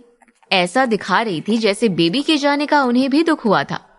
अदिति मेरी भी बेटी है, मुझे भी उसके बारे में सोचकर दुख हो रहा है। लेकिन अब रीना से एग्रीमेंट भी तो नहीं तोड़ सकते थे ना। अब तो बेबी को वापस भी नहीं ले सकते हैं। अब जल्दी चलो, अदिति वेट कर रही होगी। राकेश जी और बीना जी जल्दी से कार में बैठे और वहां से चले गए। उनके जाने के बाद आरव उस कमरे में आया और रीना ने बेबी को आरव को दे दिया। बॉस, ये बीना जी और राकेश जी बहुत ही घटिया इंसान हैं। ये दोनों माता पिता बनने लायक ही नहीं है। इस नन्ही सी जान को देखकर भी उन्हें शर्म नहीं आई। वो दोनों माँ बाप कहलाने के लायक नहीं है। आरव बस अपने बच्चे को देख रहा था और उसे अपने सीने से लगा लिया था। बॉस, अब आप क्या करेंगे? अब देखना मैं क्या करता हूँ। आरव का चेहरा देखकर रीना सोच में पड़ गई कि आरव अब क्या करेगा। यहाँ आरव बीना जी की हरकतों पर गुस्सा कर रहा था, वहीं दूसरी तरफ बीना जी कार में बैठे बैठे अपनी बहन कोकिला जी को कॉल किया और उदासी का नाटक करते हुए रोने लगी थी और उसे सारी बात बताई। फिर कॉल कट करके अदिति को कॉल की और रोने लगी। अदिति, आरित। अदिति ने जैसे ही आरित का नाम सुना वो घबरा गई थी। मॉम, क्या हुआ आरित को? मॉम बोलिए ना। अदिति के बार बार पूछने पर बीना जी ने रोते हुए उसे एक कहानी सुनाई। मैं और तुम्हारे डैड आरित को घुमाने ले गए थे। तुम्हारे पापा वॉशरूम चले गए और मैं अकेले पार्क में बैठी रही और तभी 2 लोग आए। उन दोनों ने मुझ पर कुछ पानी जैसा छिड़क दिया था और मैं वहीं सो गई। जब तुम्हारे डैड ने मुझे उठाया तो वहाँ आरित नहीं था। अब कुछ दिनों से न्यूज पर एक बच्चा चोर गिरोह की न्यूज चल रही थी। बीना जी ने उसे देखकर ये कहानी बनाई थी। क्या आप लोगों ने पुलिस को फोन किया? जल्दी से पुलिस को बुलाइए। बीना जी ने पुलिस को बुलाने से मना कर दिया था। उन्होंने अदिति को यकीन दिलाने की कोशिश की कि 48 घंटे से पहले पुलिस गुमशुदा की रिपोर्ट नहीं लिखती थी। ये सुनते ही अदिति घबरा गई थी। उसे कुछ भी समझ में नहीं आ रहा था कि वो क्या करे। उसे ऐसा लग रहा था जैसे उसे पैनिक अटैक आने वाला हो। वो बहुत पैनिक हो रही थी। तो अब क्या करेंगे? बेटा, मुझे तो कुछ भी समझ में नहीं आ रहा। हम इंतजार करने के अलावा कुछ भी नहीं कर सकते हैं। बीना जी ने फोन साइड में रखा और अपने आंसू पहुंचते हुए राकेश जी को देख रही थी। और राकेश जी बिना कुछ बोले बस कार ड्राइव कर रहे थे। उनके चेहरे पर गिल्ट दिख रहा था। अदिति मार्केट से निकलकर जल्दी से घर की तरफ आई। तब तक बीना जी और राकेश जी घर पहुंच चुके थे। उन दोनों को टेंशन थी कि अदिति अब क्या रिएक्ट करेगी। इसके बारे में उन्हें कुछ भी नहीं पता था। अदिति घर पहुंची तो वो बहुत परेशान थी। उसके चेहरे पर सिर्फ घबराहट दिख रही थी। उसे कुछ भी समझ में नहीं आ रहा था।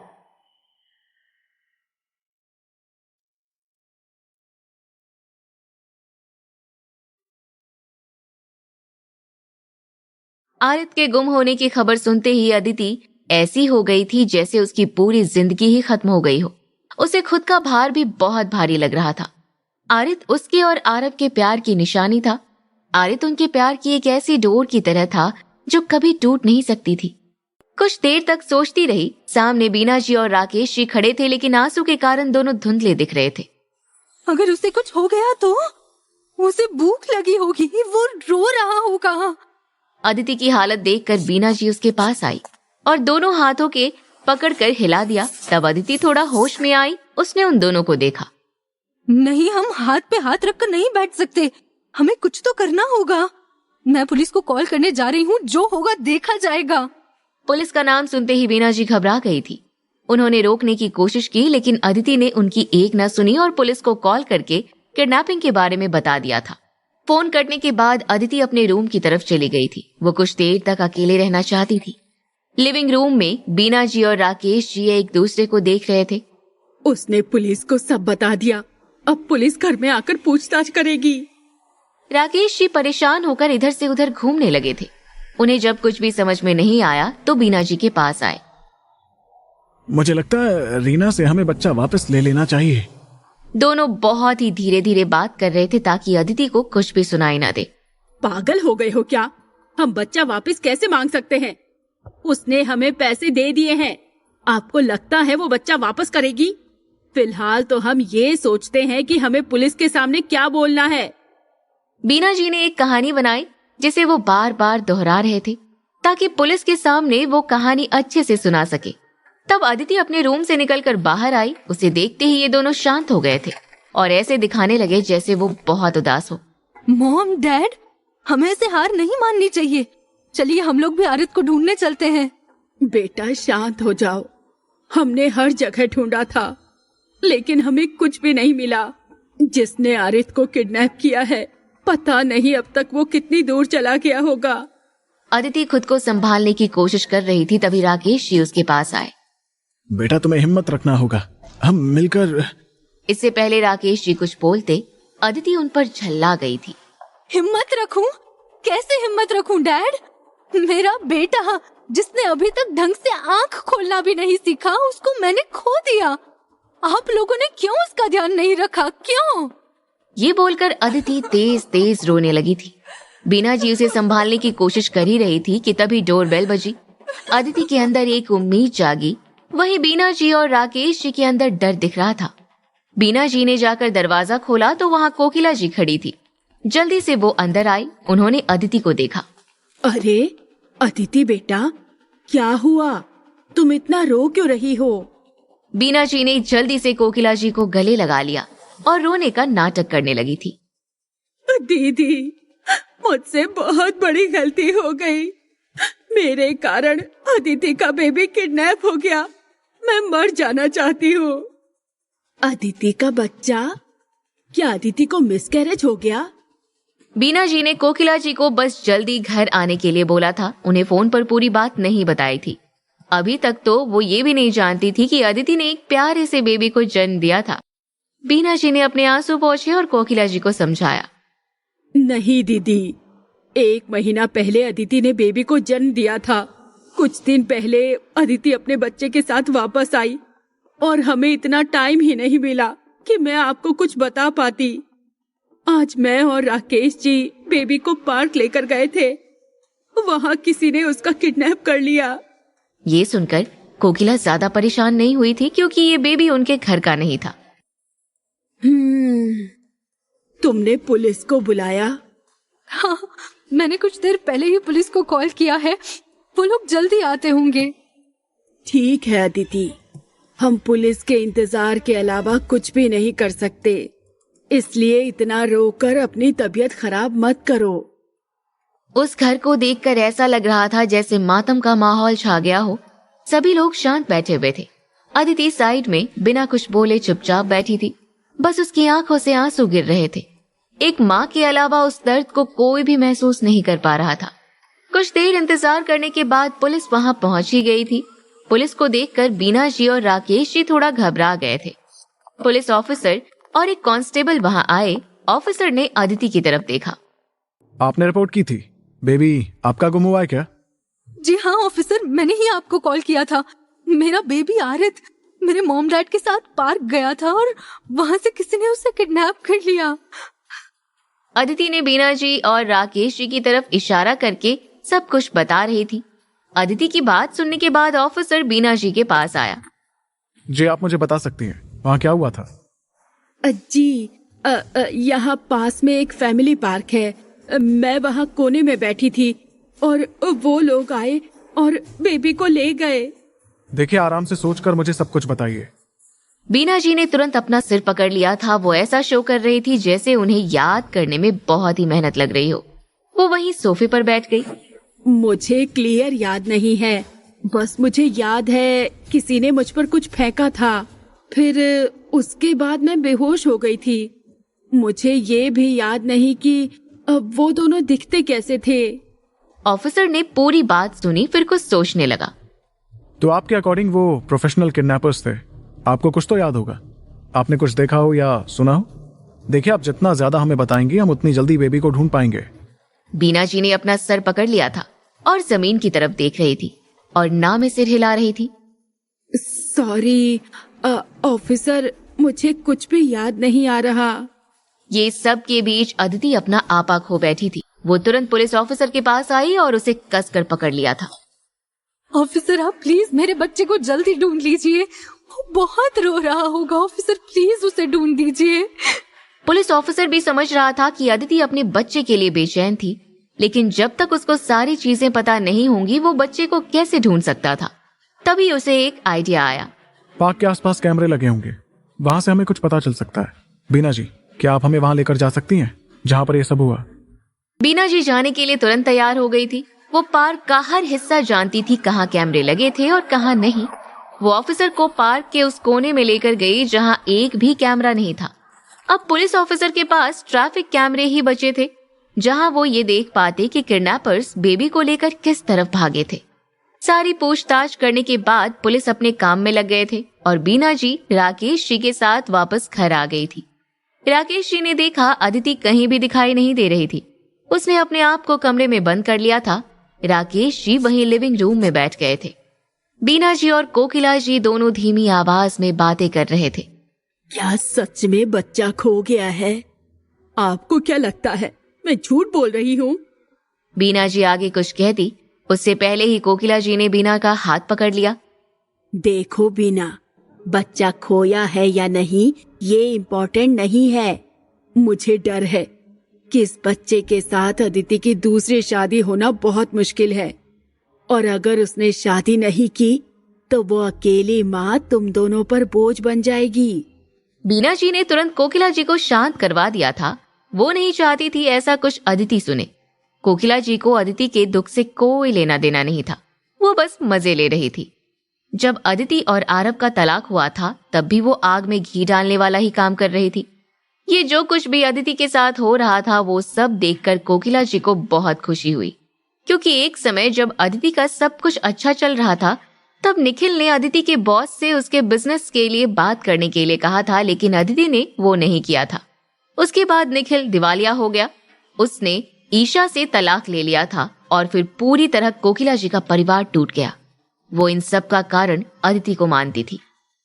राकेश जी, आप जाकर उससे बात क्यों नहीं करते? उससे थोड़ा अच्छा लगेगा। ये सुनते ही राकेश जी चौंक गए थे। वो अब अदिति से नजरें तक नहीं मिला पा रहे थे। उन्हें बार बार लग रहा था कि वो अदिति को सब कुछ बता दे, और यही डर बीना जी को लग रहा था कि कहीं राकेश सब कुछ न बता दे।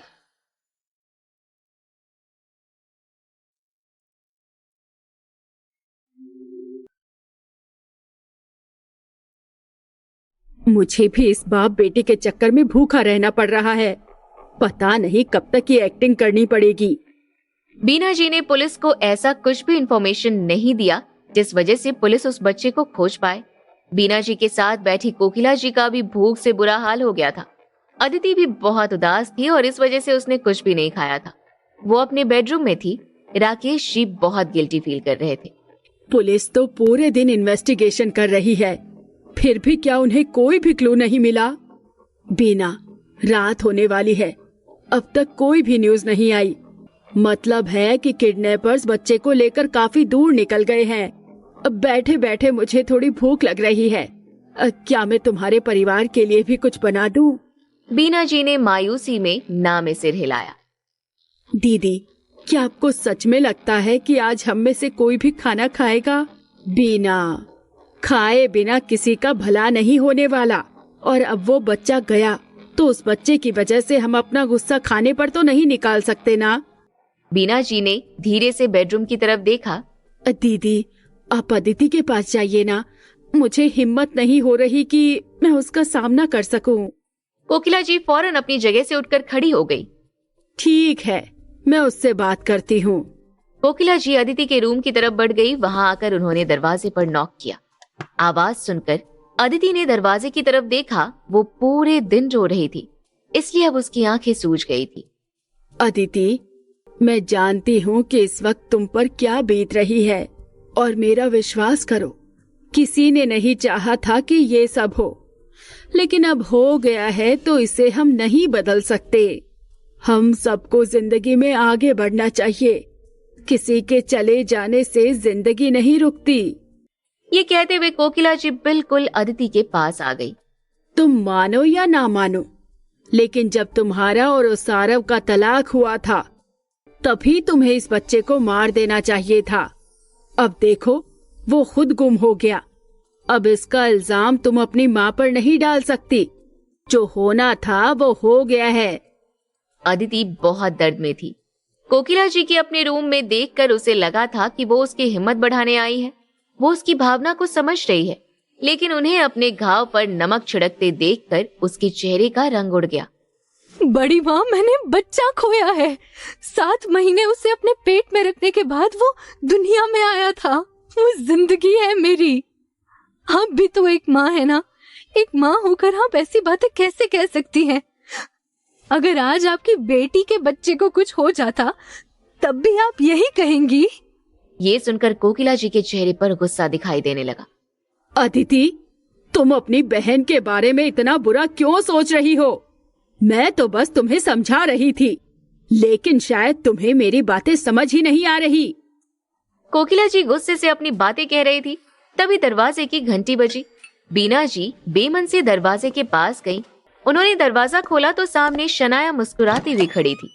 मॉम, मेरा भांजा कहाँ है? इतने दिनों से मैंने उसे बहुत मिस किया है। आज काम के बाद मैं उसके लिए एक टॉय लेकर आई हूँ। बीना जी ने शनाया के हाथ में एक टेडी बियर देखा। उनके चेहरे का रंग उड़ गया था। उन्हें समझ नहीं आया कि वो क्या बोले। इस पूरी फैमिली में शनाया ही एक थी जो अदिति और उसके बच्चे के लिए खुश थी। वो सच में उसके बच्चे की परवाह करती थी। बीना जी को इतना टेंशन में देखकर शनाया टेंशन में आ गई। मॉम, ये कैसा चेहरा बना रखा है आपने? तभी उन्हें अदिति के रूम के बाहर से चिल्लाने की आवाज आई। अदिति, ये क्या बदतमीजी है? मैं बस तुम्हें सच बता रही थी और सच सुनने में कड़वा ही होता है। अगर तुम्हारे पास वो बच्चा नहीं होगा तो तुम आराम से किसी से भी शादी कर सकती हो। अच्छा हुआ कि आज वो खुद गायब हो गया। शनाया तुरंत भागती हुई कोकिला जी के पास आ गई। बड़ी माँ, आप किस बारे में बात कर रही हैं? किसका बच्चा गुम हो गया? अरे आप बड़ी हैं, तो बड़ी होने के नाते कुछ तो अच्छा कह लीजिए। कोकिला जी ने घूरते हुए शनाया को देखा। अदिति का बच्चा खो गया है। पुलिस उसे ढूंढ रही है, लेकिन उनके पास कोई क्लू नहीं है। तुम जाओ और अपनी बहन को समझाओ कि अब शोक मनाने से कुछ नहीं होगा। ये न्यूज सुनकर शनाया के होश उड़ गए। उसके चेहरे से स्माइल पूरी तरह से गायब हो गई। बच्चा गुम हो गया? एग्जैक्टली हुआ क्या है? किसी ने मुझे इस बारे में कुछ बताया क्यों नहीं? ये कहते हुए शनाया के हाथ से वो टॉय नीचे जमीन पर गिर गया। वो जल्दी से बीना जी की तरफ मुड़ गई। मॉम, क्या हुआ है? प्लीज आप बताइए। इस तरह बच्चा गुम कैसे हो सकता है? तुम इस चीज के लिए अपनी माँ पर इल्जाम नहीं डाल सकती। किडनैपर्स ने हमारे बेबी को किडनैप किया है, इस वजह से वो बच्चा गायब हुआ। किडनैपर्स? किडनैपिंग? शनाया की आंखें हैरानी से बड़ी हो गई। अब जाकर उसे समझ आया कि बीना जी इतनी डरी हुई होकर उसे क्यों देख रही थी। उसने बेडरूम की तरफ देखा। उसे इमीडिएटली अदिति के लिए बहुत बुरा लगने लगा। अंदर से अदिति के रोने की आवाज सुनाई दे रही थी। ये सब क्या हो गया? ये सुनकर बीना जी ने अपने फेस को अपने हाथों से कवर कर लिया। ये सब मेरी गलती है, सब मेरी गलती है। मेरी वजह से बच्चा किडनैप हुआ है। मैं अदिति को अपना चेहरा नहीं दिखा सकती। अब मुझे जिंदा ही नहीं रहना। ये कहते हुए बीना जी मुड़ी और बालकनी की तरफ भागती हुई गई। उन्होंने खिड़की खोल दी और बिल्डिंग से जंप करने का नाटक करने लगी। ये देखकर शनाया और कोकिला जी जल्दी से उनके पीछे गए। मॉम, आप ये क्या कर रही हैं? प्लीज अब कोई नया तमाशा मत कीजिए। बीना, तुम इस तरह की बातें अपने दिमाग में मत लाओ।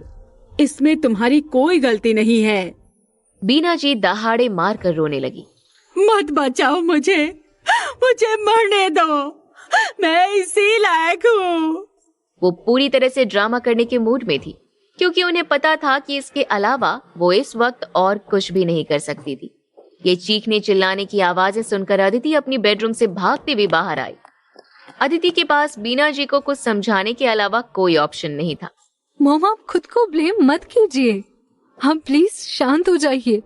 क्या आप चाहती हैं कि मैं एक दिन में दो अपनों को खो दूं? अदिति की बात सुनने के बाद बीना जी रोते हुए अदिति की तरफ देखने लगी।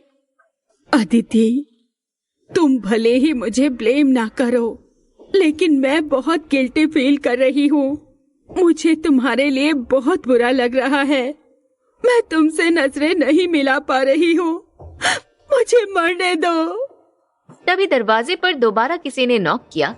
बीना जी, कोकिला जी और शनाया शॉक्ड होकर एक दूसरे को देखने लगे। इस वक्त दरवाजे पर कौन हो सकता है? कहीं पुलिस तो नहीं आ गई? ये सुनकर बीना जी के होश उड़ गए। अदिति फौरन ही भागती हुई दरवाजे की तरफ गई। उसने जैसे ही दरवाजा खोला, सामने आरव अपनी गोद में अपने बच्चे को लिए खड़ा था। आरत? अदिति ने आरव की एग्जिस्टेंस को बिल्कुल इग्नोर कर दिया था। उसने जल्दी से आगे बढ़कर आरव के हाथ से अपना बच्चा ले लिया और उसे हग करने लगी।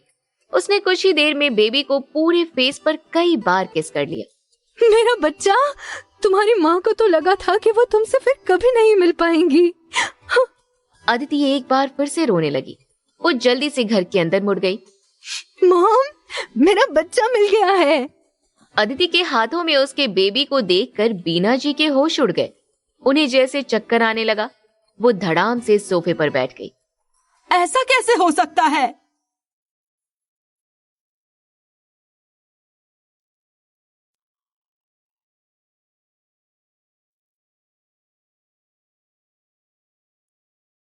बीना जी को आइडिया नहीं था कि दरवाजे पर खड़ा आदमी आरव था। पुलिस आई है। मतलब उन्हें पता चल गया ये सब कैसे हुआ है। बीना जी का पूरा शरीर कांप रहा था। अपने बेबी को पाकर अदिति इतनी ज्यादा खुश हो गई कि उसने बीना जी के डरे हुए चेहरे को देखा ही नहीं। शनाया और कोकिला जी को लगा कि बीना जी बच्चे के मिलने की खुशी में एक्साइटेड हो गई है। बीना, बच्चा मिल गया है, अब तुम्हें गिल्टी फील करने की जरूरत नहीं है। मॉम चलिए, हमें पुलिस ऑफिसर से मिलकर उसे थैंक यू कहना चाहिए। शनाया भागती हुई दरवाजे पर गई, लेकिन जैसे ही उसकी नजर सामने खड़े आरव पर पड़ी, उसके चेहरे की स्माइल गायब हो गई। आरव, तुम इस बच्चे के साथ क्या कर रही हो? आरव ने उसकी बात को इग्नोर कर घर के अंदर अपने कदम बढ़ा दिए। वो सामने बैठी बीना जी को घूर कर देखने लगा, जो सोफे पर निढाल होकर बैठी हुई थी। आरव को देखते ही एक बार फिर उनकी पूरी बॉडी कांप उठी। कहीं इसे कुछ पता तो नहीं चल गया? आरव कुछ कहता, इसके पहले ही बीना जी अपनी जगह से उठकर खड़ी हो गई। तुम यहाँ? मतलब तुमने ही हमारे बच्चे को अगवा किया था। कुछ दिनों पहले अदिति के डैड ने तुम्हें मारकर तुम्हारी औकात याद दिलाई थी। तुम्हें धक्के मारकर निकाल दिया था और इसीलिए तुम बदला लेने के लिए हमारे ही बच्चे को किडनैप करके ले गए। इस तरह से बदला लेना चाहते थे तुम हमसे? बीना जी की कहानी पर कोकिला जी ने तुरंत ही विश्वास कर लिया। कितना नीचे गिरोगे और तुम? दिल है भी या नहीं तुम्हारे पास? तुम्हें अंदाजा भी नहीं है कि तुम्हारी इस हरकत की वजह से अभी थोड़ी देर पहले मेरी बहन यहाँ से कूदकर अपनी जान लेने वाली थी। चिल्लाने की आवाज सुनकर राकेश जी अपने बेडरूम से बाहर आए। डैड, मेरा बेबी मिल गया, मेरा आरित मिल गया। राकेश जी के एक्सप्रेशंस चेंज हो गए। वो पूरे दिन बहुत गिल्टी फील कर रहे थे और अब बच्चे को वापस देखकर वो बहुत ज्यादा इमोशनल हो गए। उन्हें इस हालत में देखकर बीना जी हड़बड़ा गई। उन्हें लगा जैसे राकेश जी सब कुछ वहां लोगों को बता न दे। वो भागती हुई राकेश जी के पास आ गई। राकेश जी, ये आरव हमारे बच्चे को चुराकर भाग गया था। आप अभी इसी वक्त इसे धक्के मारकर यहाँ से बाहर निकालिए। बीना जी राकेश जी का हाथ पकड़कर उन्हें आरव की तरफ धकेलने लगी। यहाँ से वापसी का कोई रास्ता नहीं है राकेश जी, होश में आइए। राकेश जी जैसे अपने होश में आए, वो जबरदस्ती आरव के सामने आ गए। आरव, तुम्हारी हिम्मत कैसे हुई हमारे घर में घुसने की?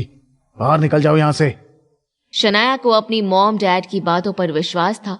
उसे लगा जैसे आरव ने सच में बच्चे को अगवा किया है। उसने गुस्से से अपने दांत पीस लिए। तुम्हारी वजह से आज हमारे घर में तमाशा हुआ है। तुम फौरन हमारे घर से निकल जाओ, वरना मजबूर होकर मुझे पुलिस को कॉल करना होगा। ये कहते हुए शनाया ने आरव को धक्का दिया, लेकिन आरव अपनी जगह से हिला भी नहीं और धीरे से शनाया को खुद से दूर कर दिया। तुम्हारी हिम्मत कैसे हुई मुझे धक्का देने की? राकेश जी भी हवा में हाथ हिलाते हुए आरव के सामने आकर खड़े हो गए। तुमने मेरी बेटी को धक्का दिया, मैं तुझे नहीं छोड़ूंगा। आप सभी को अच्छे से पता है कि यह बच्चा कैसे गायब हुआ था। आरव की कॉन्फिडेंस से भरी बात सुनकर राकेश जी बिल्कुल शॉक्ड हो गए। वहीं बीना जी को लगा जैसे उनके पैरों तले जमीन खिसक गई हो। तुमने इस बच्चे को चुराया था, वरना ये बच्चा तुम्हारे पास आया कैसे? आरव ने गुस्से से बीना जी की तरफ देखा। उसने एक्सपेक्ट नहीं किया था कि इस वक्त भी वो उस पर इल्जाम लगाएंगी। अगर मैं बच्चा चुरा कर जाता तो इसे वापस अदिति के पास लेकर क्यों आता? अदिति, मैं तुम्हारे पेरेंट्स के साथ अकेले में कुछ बात करना चाहता हूँ। मुझे तुमसे कोई बात नहीं करनी, तुम यहाँ से बाहर निकलो। आरव के चेहरे पर सीरियस एक्सप्रेशंस थे। मॉम, क्या आप सच में जानना नहीं चाहती कि मुझे ये बच्चा कहाँ से मिला? आपके पास सिर्फ 3 मिनट हैं। अगर आपने अभी इनकार किया तो मैं यहाँ से चला जाऊंगा। आरव की धमकी भरे टोन से बीना जी के चेहरे पर हिचकिचाहट दिखाई देने लगी। इस बच्चे को मैंने रीना को दिया था, तो ये आरव के पास कैसे आया? कहीं आरव को मेरी और रीना के बीच हुई डील के बारे में सब कुछ पता तो नहीं चल गया? अगर आरव ने इस बारे में सबके सामने अपना मुंह खोल दिया तो मैं किसी को अपना मुंह नहीं दिखा पाऊंगी। मुझे सच में मरना पड़ जाएगा। ठीक है, तुम्हारे पास 3 मिनट है, बोलो जो बोलना है। आरव ने हामी भरी। वो बाहर जाने की तरफ मुड़ गया। राकेश जी और बीना जी भी उसके पीछे आने लगे, लेकिन फिर अचानक बीना जी रुक गई। तुम सब अंदर रुकना, बाहर मत आना। ये कहकर बीना जी और राकेश जी बाहर निकल गए और दरवाजा बाहर से बंद कर दिया। वो आरव की तरफ देखने लगी। नीचे चलकर बात करते हैं। बीना जी आरव और राकेश जी के साथ एलिवेटर से नीचे आ गई और एक किनारे पर आकर खड़ी हो गई। तुम्हें वो बच्चा कहाँ से मिला और अब तुम क्या करना चाहते हो? आपने जिसे मेरा बच्चा दिया था वहीं से मुझे वो मिला है। क्या आप चाहती हैं कि मैं आगे भी अपनी बात कंटिन्यू करूं? अगर मैंने सारी चीज क्लियर कर दी तो फिर हमारे बीच कोई सीक्रेट नहीं रह जाएगा। राकेश जी और बीना जी एक दूसरे को देखने लगे। अब वो श्योर थे कि जरूर आरव रीना से मिला था और आरव को सब कुछ पता चल गया। उन्हें आइडिया नहीं था कि इस डील को शुरुआत से ही आरव ने कंट्रोल किया था। फिर तुम्हें क्या चाहिए? तुम हमें डराना चाहते हो ताकि हम तुम्हारे और अदिति के साथ आने के लिए हामी भर दें? आरव के चेहरे पर स्माइल आ गई। अगर मैं कहूं कि हाँ मैं यही चाहता हूं तो क्या आप मान जाएंगे? खुली आंखों से सपना देखना अच्छी बात नहीं है। तुम भूल गए हो तो मैं तुम्हें याद दिला दूं कि तुमने अदिति को धोखा दिया था। तब हमारी फैमिली की कितनी बदनामी हुई थी। हम कहीं मुंह दिखाने के लायक नहीं रह गए थे। अरे तुम एक बार धोखा दे सकते हो तो क्या गारंटी है कि तुम दोबारा ये हरकत नहीं करोगे? अब मैं किसी भी कीमत पर तुम्हें अदिति को धोखा देने नहीं दूंगा। आरव ने राकेश जी और बीना जी के गुस्से से भरे चेहरे को देखा।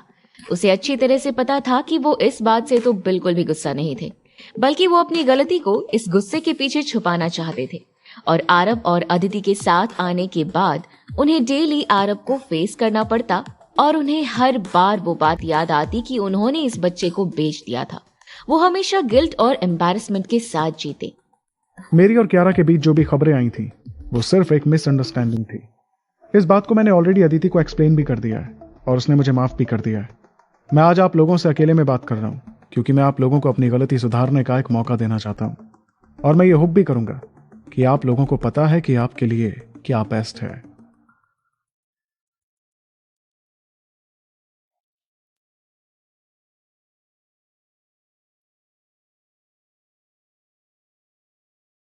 आरव की बात सुनकर बीना जी और भी ज्यादा गुस्सा हो गई।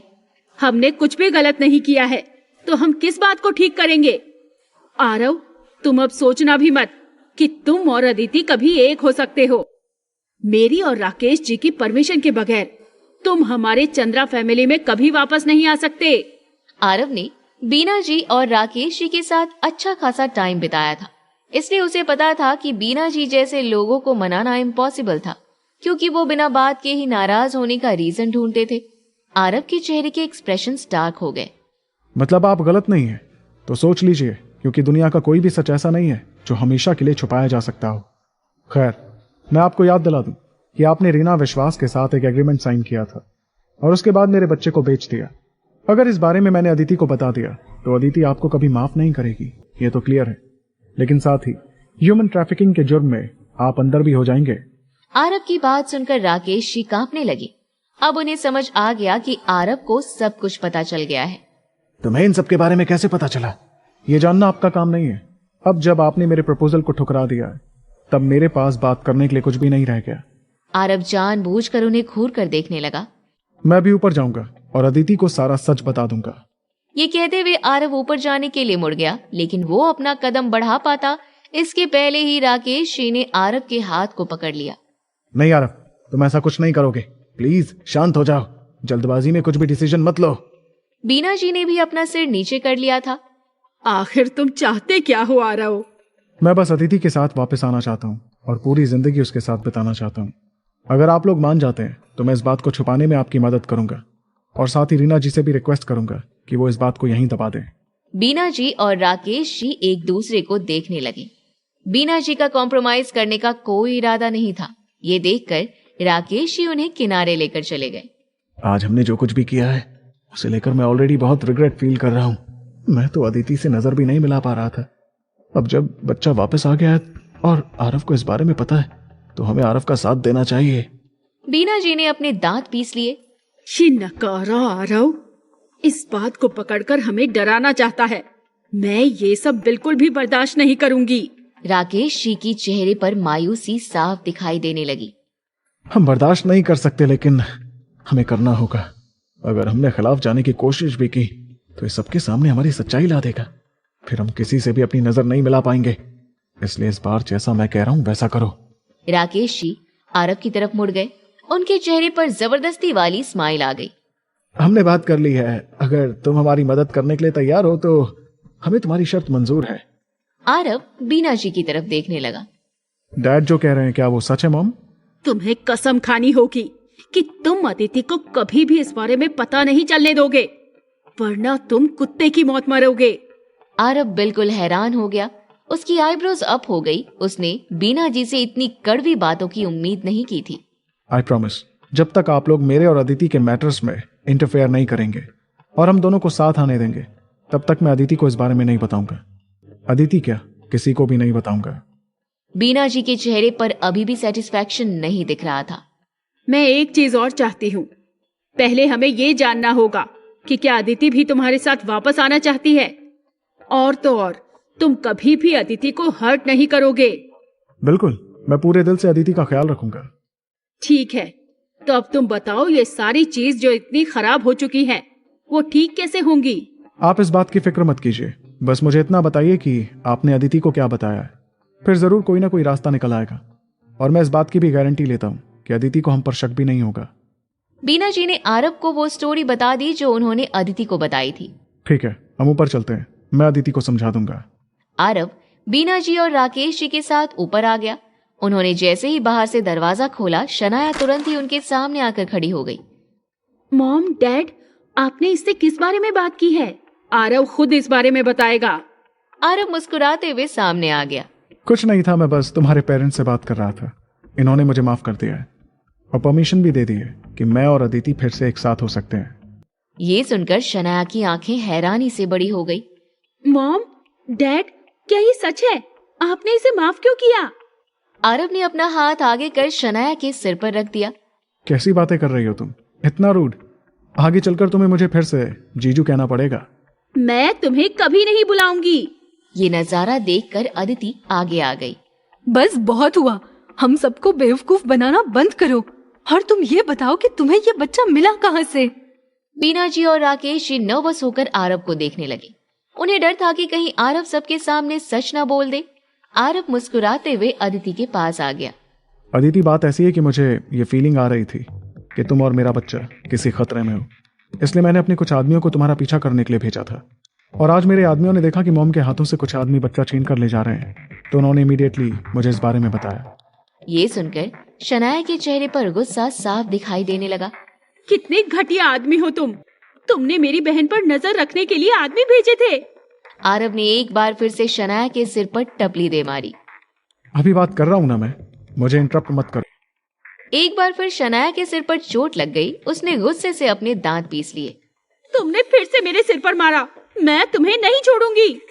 यहाँ कोई तमाशा न हो और आरव अपनी बात आराम से खत्म कर सके, इसलिए बीना जी ने इमीडिएटली शनाया का हाथ खींचकर उसे पीछे किया। बीच में मत बोलो, आरव को अपनी बात खत्म करने दो। आरव मुस्कुराते हुए आगे झूठी कहानी बनाने लगा। अरे मैं कहाँ था? अच्छा हाँ, याद आया। हाँ, मेरे आदमियों को पता चला कि मेरा बच्चा चोरी हो गया है। उन्होंने मुझे बताया। मुझे डर था कि कहीं वो किडनैपर्स मेरे बच्चे को नुकसान ना पहुंचा दे, इसलिए मैंने अपने आदमियों को बच्चा छीनने के लिए कहा नहीं, बल्कि मैं खुद उनका पीछा करने लगा। वो लोग तो बहुत चालू थे। बच्चे को चुराने के बाद वो मनाली से बाहर निकल रहे थे। फिर मैं उनके पीछे एक गांव तक गया जहां वो लोग रुके हुए थे। जब वो लोग अपनी गाड़ी से बाहर निकले तो मैं अपने कुछ आदमियों के साथ वहां गया और उन पर अटैक कर दिया। मुझे देखकर वो लोग भाग गए। आरव की एक्सप्लेनेशन को सुनने के बाद अदिति को उसकी बातों पर विश्वास हो गया। अदिति को आरव की आइडेंटिटी के बारे में पता था, इसलिए उसने मान लिया कि आरव अपने बच्चे को प्रोटेक्ट करने के लिए सीक्रेटली आदमियों का अरेंजमेंट कर सकता है। तो ये तुम्हारी वजह से हुआ है। Thank you so much Aarav. अगर आज मुझे मेरा बच्चा नहीं मिलता तो मैं मर जाती। बीना जी, राकेश जी ने जैसे ही देखा कि अदिति आरव की बातों पर बिल्कुल भी शक नहीं कर रही है, वो बहुत रिलीफ फील करने लगे और साथ ही बहुत ज्यादा गिल्टी भी।